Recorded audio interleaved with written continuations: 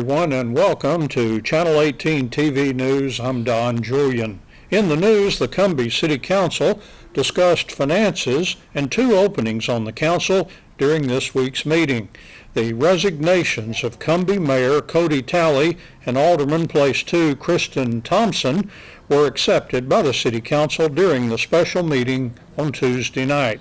Talley said he appreciated the opportunity to serve the community, but said he was stepping down due to family obligations.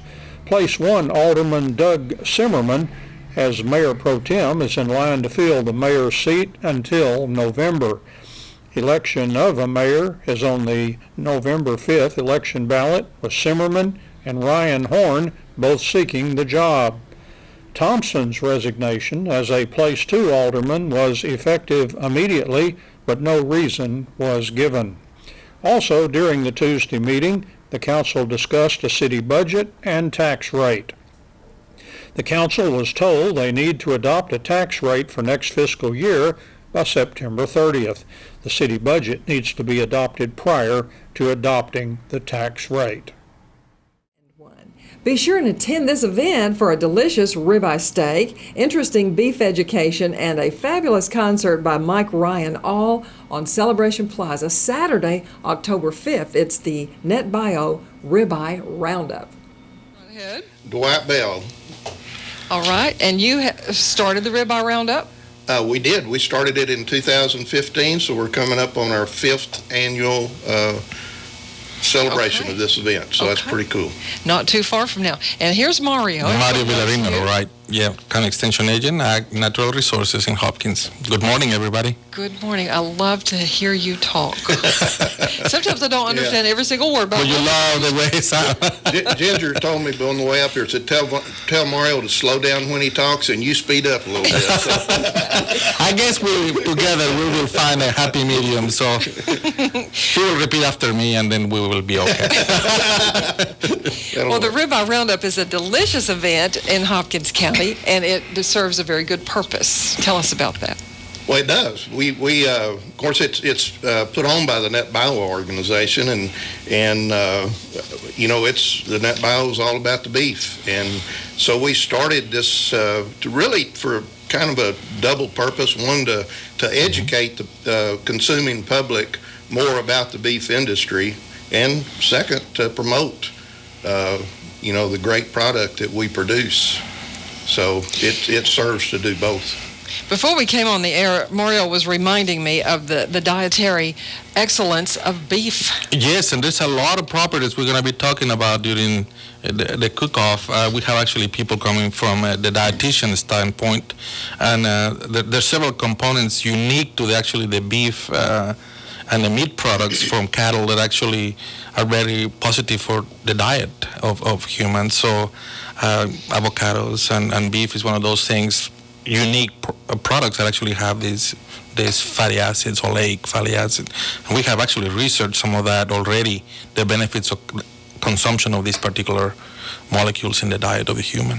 Well, we're going to come back to the educational aspect of Ribeye Roundup, but let's talk about the delicious part of it, the cook-off, the competition part of it.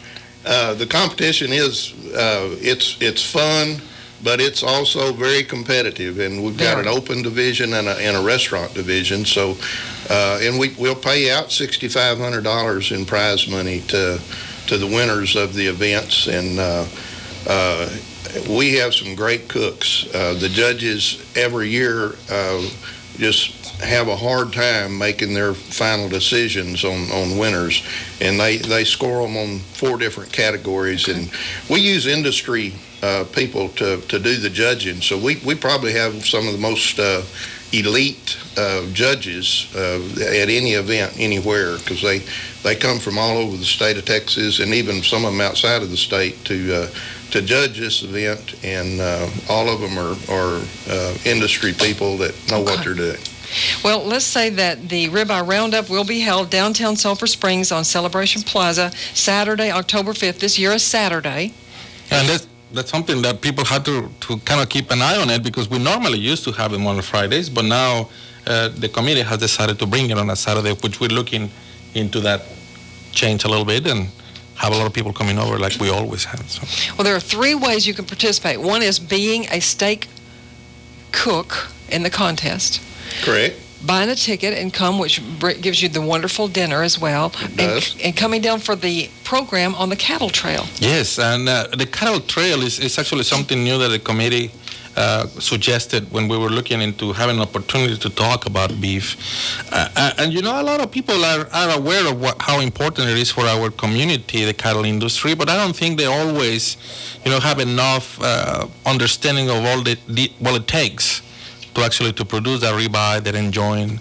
And one of the efforts that we're going to be having this year is what we call the cattle trail, the different segments that actually the cattle industry has impacted our economy and our cultural situation in Northeast Texas, which is really a third of our income comes directly from cattle sales. So understanding what you're supporting, what you're part of, I think is critical for everybody today when we have to sometimes defend our product because it's getting tough out there. And when we're deciding what kind of protein we're going to consume that day, I think people need to be fully aware of what it means to them, directly and indirectly. Okay. And more on that, but that's a part of the afternoon. Yes. The cook-off then goes on in the early evening, and the dinner is served at 6:30. Correct. 6 and 6:30. There's so many that we'll start part of them at 6, and then another set at 6:30, and we'll run them through there probably and have everybody sit down eating by 7 o'clock. And then we have Mike Ryan this year as the featured entertainer, and the younger crowd is just crazy about that Okay. part of the event, and we know he's going to be a good draw to the plaza. Well, so a person can hear the concert even if they haven't bought a ticket for the event because you're in the open air. Yes, That's it's correct. free concert for everybody.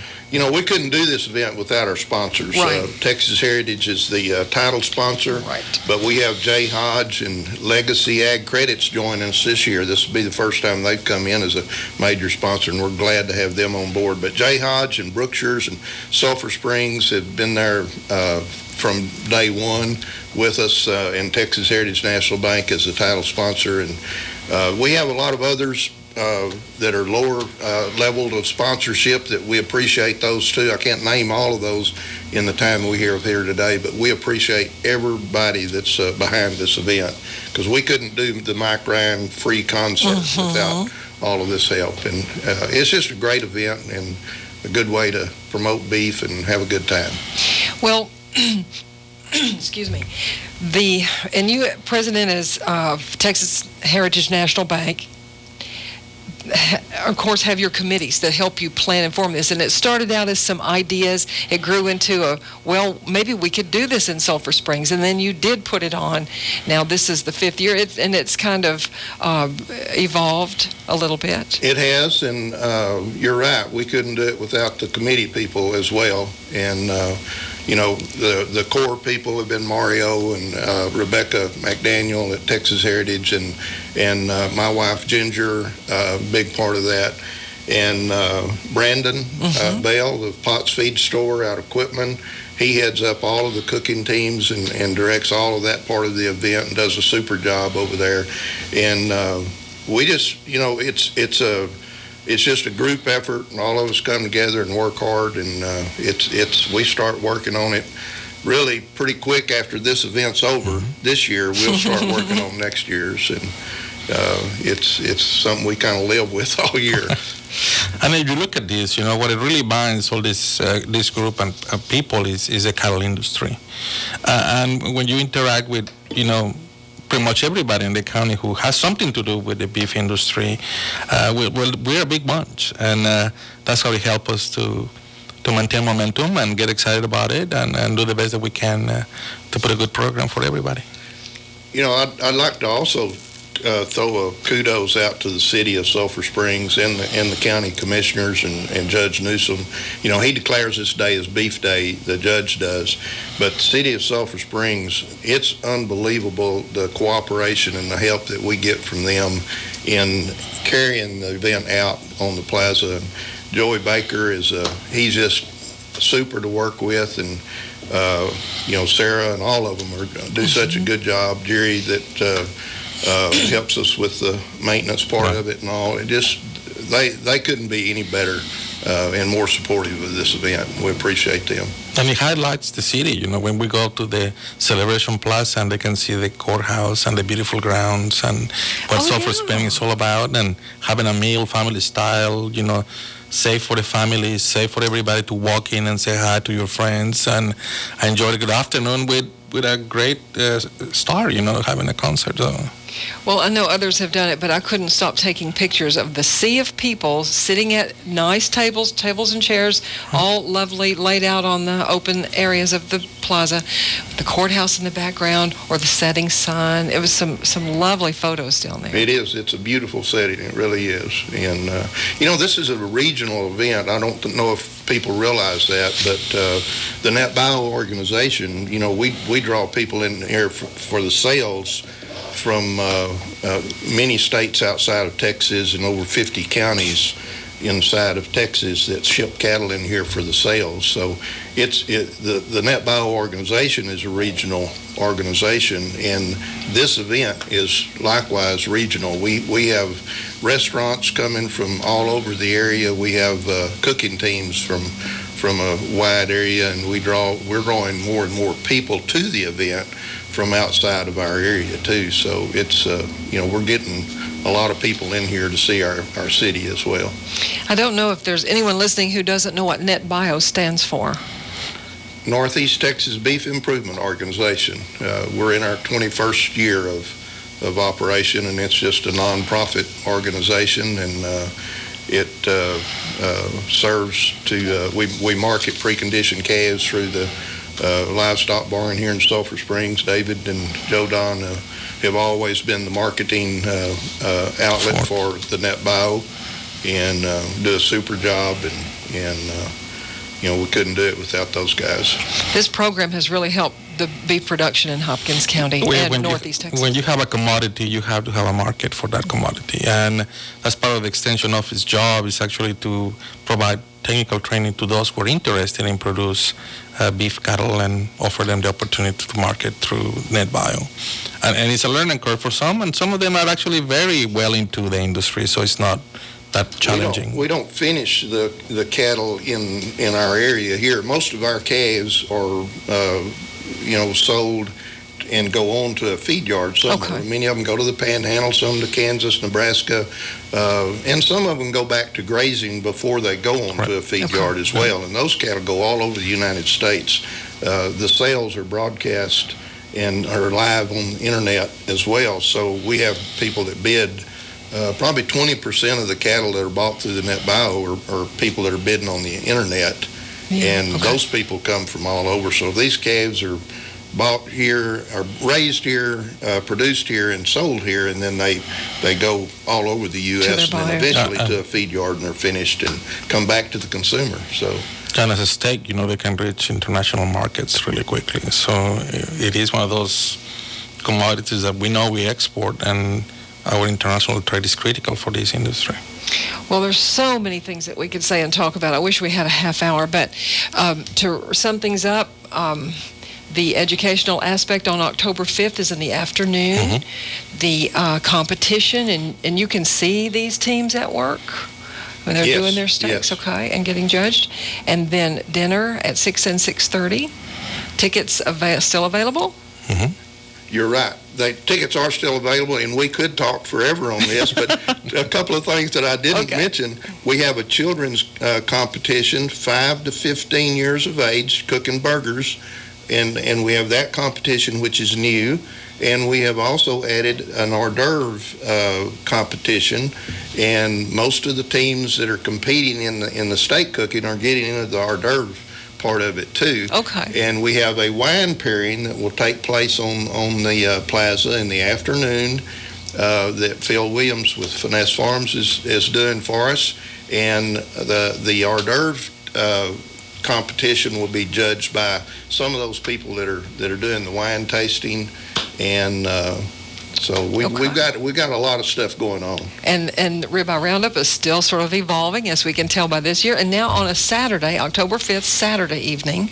Yeah, bring the family. Come over and have a good time in the square with us. There will be hors d'oeuvres through the afternoon during the cattle trail, and there will be some giveaways to those who complete the trail. So make sure to spend some time with us. And they can get their tickets at Texas Heritage National Bank, or they can get them online at Texas Heritage website. Okay, TexasHNB.com. $25 each ticket. Yep, get them before they're gone. That's right, and there's some left. We just have like 1 minute left, and I want to invite everybody to come, and you have a great team that's putting this on. Remember, we'll be October the 5th in a Saturday. It's going to be beef day for the county, so anybody who would like to learn about the beef industry or part of the beef industry, come and support us that day in the square. And if you just like to eat well-cooked beef, that's enough to qualify you. Excellent. Yep. Brookshire's will be cutting all of those steaks out of the best ribeyes, certified Angus beef ribeyes. All of them will be cut by Brookshire's, and we appreciate their big sponsorship in this event. Okay. Thank you both for being here. We will see you at Ribeye Roundup. In sports, Wildcats team tennis defeated Bullard 13-6 in a rematch Thursday at Tyler Junior College. Bullard had won against the Wildcats 10-9 at a White House tournament back on August 15th. Friday morning, Wildcats tennis coach Tony Martinez talked about some of his winners on Thursday in the last non-district match for team tennis before district play gets started on Tuesday. A lot of hard work the last 2 weeks, though. We've been on the road and we played just match after match. But with this, we were able to get some practice in, get some drills in, and work on our weaknesses. Each day we would step on, do another weakness, and do another weakness type deal. So. All right. You seem like you're getting a group of just kind of winning for you every week to pile up the points. Yeah, we usually have, you always depend on them, but that doesn't mean it's going to happen. You have Jolie Cantu, but she had a little injury yesterday, and then, in fact, Jonah Kirkpatrick won this match yesterday. He lost it last week, 2 weeks ago on singles, and we did point out where they had their losses and wins from 2 weeks ago, and we just wanted to make a difference tomorrow, and that's what we did. And each one of them, it was the best that we'd seen them play. They didn't make any mistakes. We had worked on different forms of the game in doubles, and that's the key. Where last time we played them, we were down 5-2. This time we were up 5-2. It makes a difference when you only have to win 5 more matches to win the match. But we struggled a little bit yesterday afternoon, but that doubles is very important. So if you get those wins in doubles, it makes it a little bit easier in singles where you have to just get 4 or 5 wins. So and the team saw that yesterday, and I'm hoping that kind of carries over to Tuesday when we play Lindale. And you got a mixed doubles win. You got a couple from the guys, and so. Well, but I had some girls that shined yesterday. I had Katie Beth Hurd, right, at number 2. And then I've had Harley Stegent played, some great tennis yesterday, and Emily Dick played at the bottom at 6, but she pulled out her win too. We had them in the right place. And strategically, that's where I expect them to win if I put them in a certain position, and they did prove themselves yesterday. All right, and Lucas and Schumacher and let's see, and the other boys' team. Well, the Gonzalez and Matlock, they did well. Another shining part is Alex Ramiro, sophomore. But with Carlos Lopez, I put Carlos down there, and a little bit more strength at the bottom with him being there, and he shined in both his. That was another person that had won both matches was Carlos Lopez. He did the boys doubles, and he did the boys singles. And I think one that we didn't talk about, I think Paige Meesey teamed up with one of your young girls. Yes, she played with one of the freshman girls, and they played a tough position at number 2 doubles, and they were able to, pull it off. They did a real good job. And Trinity Luckett has been doing an excellent job as a freshman. She'll be starting, out of all the freshman girls, she'll be starting next Tuesday against Lindale. Oh, wow. So we're looking forward to playing them, and we're looking forward, for the team to show up and play tough tennis. I was going to ask if you were ready for Lindale. It sounded like we're ready. I think we're as ready as we're going to be. Another week or two is not going to help us. This is, I think, where we wanted to be. We went through the hard challenges of the 2 weeks of playing matches. The last 2 weeks we've been able to settle down and work on. I felt like our serves have improved. We double faulted way too many times the first time we played a lot of these teams. Now we have settled down and we've had 2 weeks to work on serves, no double faults, being a little bit more consistent on the court. I think your team really likes this one match a week. Now they do. Now they do. That was another thing yesterday. It's like, hey, we only have to go there, play the match, and put all your effort into this match. And so you could see that. They were rested. Nobody was playing around on the bus. They were all resting, got on the bus, and they did their job. That was the main thing. Very good. That's Channel 18 TV News. I'm Don Julian. Thank you for joining me, and so long, everybody.